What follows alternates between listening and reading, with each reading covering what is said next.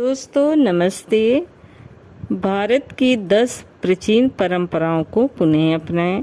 समय के साथ सब कुछ बदलता रहता है, लेकिन उनमें से कुछ बदलाव लाभदायक होते हैं और कुछ नुकसानदायक। जैसे परंपरागत खेती को छोड़कर आधुनिक खेती को अपनाया जा रहा है। जैसे परंपरागत जल स्रोतों को छोड़कर आरओ का पानी पिया जा रहा है। पूर्वजों के अनुभव से प्राप्त परंपराएं और ज्ञान को संरक्षित करने के महत्व को शायद ही कभी कोई समझता होगा। हालांकि जब ये ज्ञान या परंपरा खो जाती हैं तो इसका नुकसान भी उठाना पड़ता है। परंपरागत ज्ञान ही विज्ञान है। भारत में ऐसी बहुत परंपराएं और ज्ञान प्रचलन में था जो अब लुप्त हो गया है या जो अब प्रचलन से बाहर है। परंपरागत ज्ञान या परंपरा का महत्व कुछ और था। ये परंपराएं व्यक्ति को हर तरह की बाधाओं से मुक्त रखने के लिए होती थी, लेकिन अब ये प्रचलन में लगभग बाहर हो चली हैं। और जानते हैं ऐसी कौन सी परंपराएं थी जो अब प्रचलन से बाहर हैं। नीम की दातून करना। अब ये कुछ गाँव में ही प्रचलित है कि नीम की छाल या डंडी तोड़कर उससे दांत साफ किया जाए। कभी कभी 4 बूंद सरसों के तेल में नमक मिलाकर भी दांत साफ किए जाते थे। इन दोनों ही नित्य कर्मों को करने का फायदा ये था, इससे दांत साफ और आंत साफ और मजबूत रहते थे। वही इनके अन्य ज्योतिषी लाभ भी थे। वैज्ञानिक कहते हैं कि दांतों और मसूड़ों के मजबूत बने रहने से आपकी आंखें, नाक और मस्तिष्क भी सही रहते हैं। सुरमा लगाना। सुरमा 2 तरह का होता था, एक सफ़ेद और दूसरा काला। काले सुरमे का काजल बनता था। सुरमा लगाने का प्रचलन मध्य एशिया में भी रहा और भारत में भी। दोनों ही तरह के सुरमा मूल रूप से पत्थर के रूप में पाए जाते हैं। इनका रत्न भी बनता था, इसी से काजल भी बनता। कभी कभी सुरमा लगाने से जहाँ आँखों के सभी रोग दूर हो जाते हैं, वही इसका इस्तेमाल कुछ लोग वशीकरण में भी करते हैं।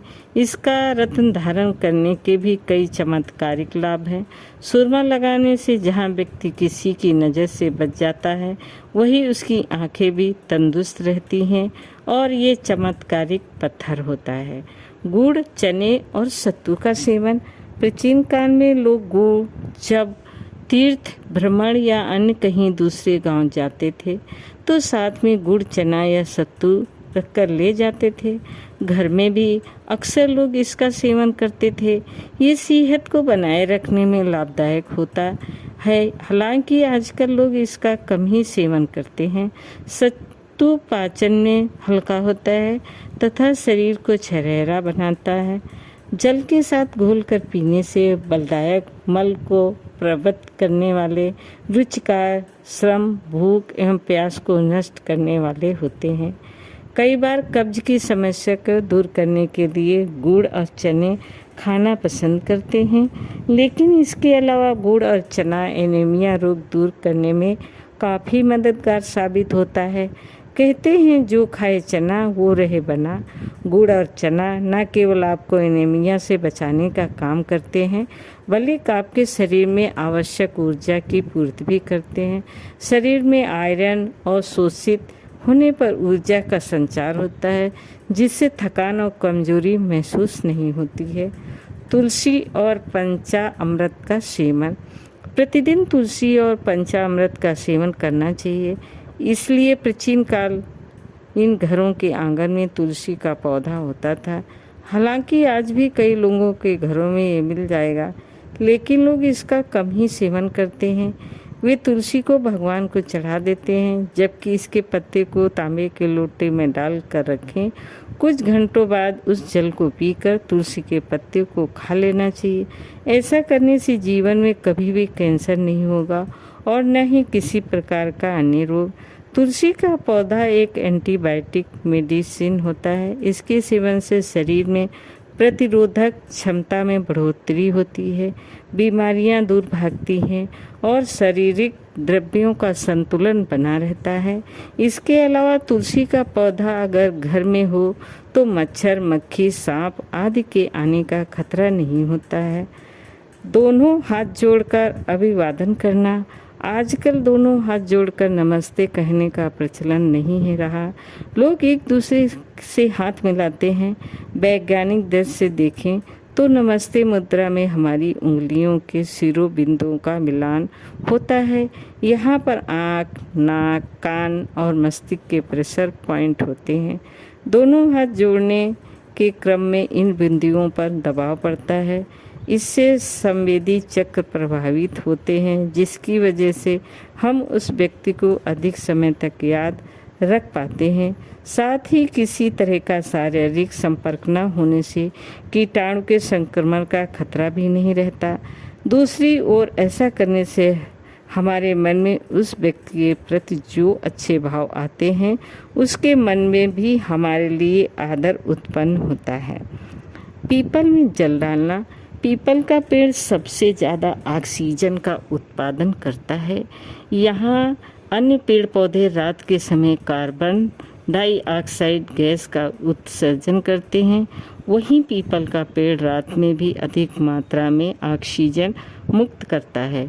इसी वजह से बड़े बुजुर्ग ने इसके संरक्षण पर विशेष बल दिया है। पुराने ज़माने में लोग रात के समय पीपल के पेड़ के नज़दीक जाने से मना करते थे।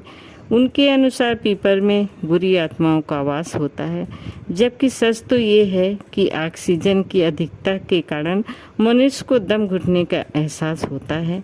जिस घर के पास पीपल का वृक्ष होता है, वहाँ के लोग निरोगी रहते हैं। महत्वपूर्ण व्रत। हालांकि अब यह परंपरा महिलाओं तक ही सीमित रह गई है। एकादशी, प्रदोष, चतुर्दशी, पूर्णिमा, अमावस का व्रत रखना कोई महत्वपूर्ण है। इसका उल्लेख पुराणों में मिलता है। ये चंद्र से संबंधित व्रत हैं।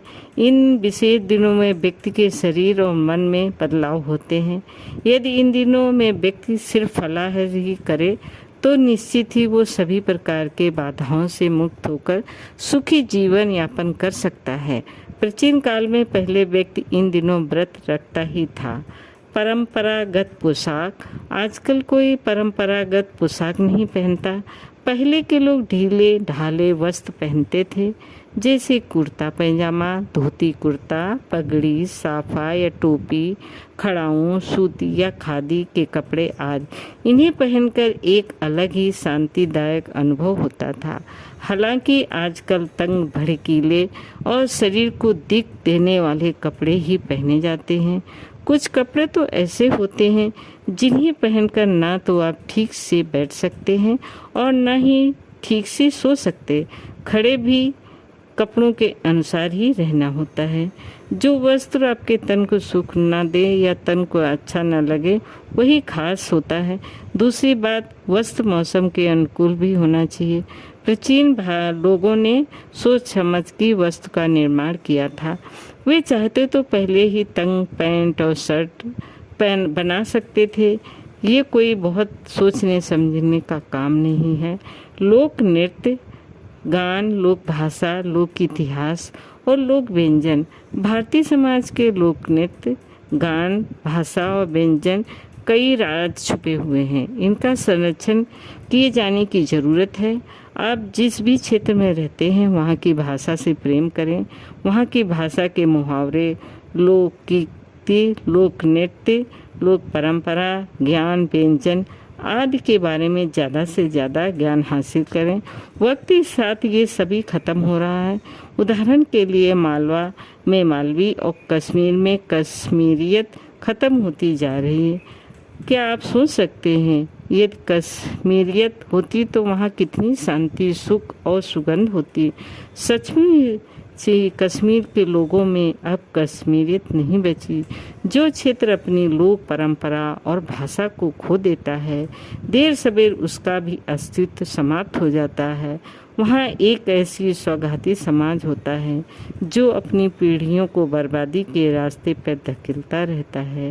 यदि ऐसा नहीं होता तो आधुनिकता के नाम पर अपनी लोक परंपरा खो रहे लोग भी एक दिन ये देखते कि हमारे क्षेत्र में अब गिनती के ही रह गए हैं। परंपरागत नुस्खे। पहले के लोगों को इसका बहुत ज्ञान होता था, लेकिन वर्तमान पीढ़ी ये ज्ञान प्राप्त नहीं करती, क्योंकि अब उनकी दादी और नानी या नानी भी वैसे नहीं रहे हैं जो अपनी अनुभव और ज्ञान को अपनी पीढ़ियों में हस्तांतरित करें। गाय के दूध में हींग या मेथी मिलाकर पीने से कब्ज की शिकायत दूर हो जाती है। जन्मगूटी पिलाने से बच्चा स्वस्थ हो जाता है। आजकल सब कुछ बता देता है, फिर भी कुछ ज्ञान ऐसा होता है जो कोई नहीं बता सकता। ये ज्ञान हमारे परंपरा और अनुभव से प्राप्त होता है। उदाहरण के लिए एक वृद्ध को 12 महीने सर्दी जुकाम बना रहता था। उसने सब तरह का इलाज कराया, लेकिन ठीक नहीं हुआ। एक बार उसकी दादी और नानी के नुस्खे वाली किताब में पढ़ा कि शाम को सोने से 3 से 4 घंटा पहले पानी पीना बंद कर दे और सुबह उठने के 3 घंटे तक पानी न पिए। उससे ऐसा किया और उसकी सर्दी जुकाम 70% से लाभ मिला। इस तरह के हजारों नुस्खे हैं जो सिर्फ सेहत संबंधी ही नहीं, दुनियादारी के भी नुस्खे हैं। हजारों ऐसे परंपरा बातें हैं जिसे आप अपनाकर जीवन बदल सकते हैं, जैसे चूल्हे की बनी रोटी खाना, पीतल के बर्तन में भोजन, तांबे के गिलास में पानी पीना, पानी भी मटके का पीना, ऐसे बिस्तर पर सोना जो परंपरागत हो, लकड़ी का पलंग या खाट, जल्दी सोना जल्दी उठना, उत्तर ईशान या पश्चिममुखी मकान में ही रहना, प्रतिदिन प्रातःकाल भ्रमण करना इत्यादि। हालांकि कोल्ड ड्रिंक और कोक के ज़माने में कोई मौसमी और नींबू का रस क्यों पीना चाहेगा। आम का रस भी नकली मिलने लगा है। सोम रस तो कभी का परंपरा से बाहर हो गया है। दोस्तों, जानकारी अच्छी लगे तो धन्यवाद, लाइक करें, सब्सक्राइब करें।